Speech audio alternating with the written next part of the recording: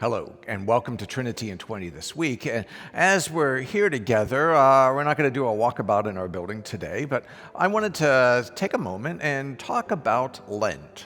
We are since Ash Wednesday, which was about a week and a half ago, we've been in this season, this church season called Lent. And I'm sure that if you've been in church for a while, or at least our church for a while, you know a little bit about what Lent is. It's this 40-day time from Ash Wednesday to the story of Jesus' passion and death. You don't count the Sundays in it. Sundays can't be counted in Lent and so on and so forth. So there's this kind of conversation. But, 6-7 weeks of travel through this spiritual journey called Lent. And we all have an idea, I'm sure, about Lent. It reflects 40. The idea of 40 reflects back on Bible stories. It rained for 40 days and 40 nights when Noah was in the ark. The children of Israel wandered, after being released from slavery in Egypt, wandered in the wilderness for 40 years. Elijah was in the wilderness waiting for God to talk to him for 40 days. Jesus is in the wilderness being tempted by the devil for 40 days as well. So there's some biblical allusion to that, and it ties us back to these stories. But recently, somebody recently said to me, I'm Christian, I don't do Lent. I don't even know really what that is. And what do you say to that? And okay, well, your salvation does not hinge on you observing a Lenten season. But for a long time, for much of the history of the Christian church, there has been this season of Lent. And there's been this whole conversation about what are we supposed to do in it? And that those 40 days somehow tie us back to the story of Jesus, somehow give us a feeling about Jesus' life and that time in the wilderness and our own struggles with sin and evil and the devil and all of that kind of stuff. So, it's this thing.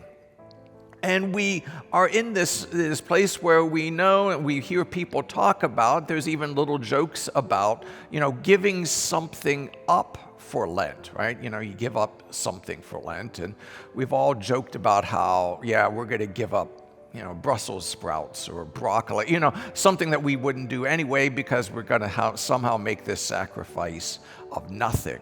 And we have this tendency to then turn Lent into a period of superhuman improvement, right? I'm going to give up something, and somehow by giving up something, I make myself a better person. Or even at the farthest extreme of that, I torture myself with something through this Lenten journey, almost as if we're proving that we can take it, right? We can do it. We can suffer. We can suffer at least in a few small ways like Jesus. There's a little joke, and some of you might have heard me say it before.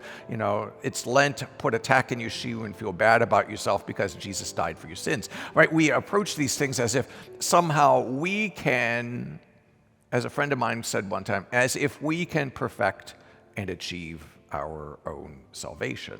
But the point of Lent isn't really that at all. The point of Lent and the point of those 40 days, 40 years journeys that you read about in the Bible, the purpose of those things was always to help people learn how to depend on God, how to be in a better relationship with God, how to say God is, if not at the center of my life, God is moving a little closer to it, that these things that we do in Lent, whatever it is that you're doing, its purpose is to help us learn to lean more into God and less into ourselves. More into God and less into ourselves. It's not this test of how tough are you, what can you give up, and can you struggle mightily to do it, but what can we do that somehow says I can depend on myself a little less and depend on God a little more?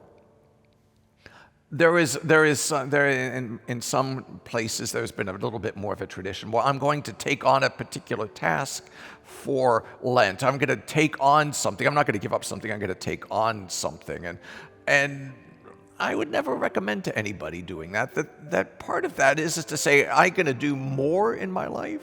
Really? Are you really going to do more in your life? Do you really need to do more in your life? My experience with most people is we don't need more in our lives. We need less of our stuff, less of our activities, less of our busyness, to be able to give space for God, to remind ourselves that our lives are found in God.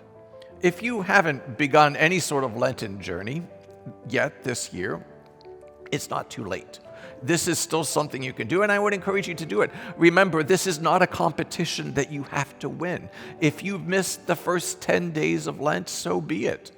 Consider yourself lucky. Pick it up somehow. But what is it that is in your life that helps you learn how to trust God, know God's presence, believe God is with you, understand that God really wants the best for you, and to remind yourself you can't get all of those things on your own? I mean, what is it that brings you closer to God?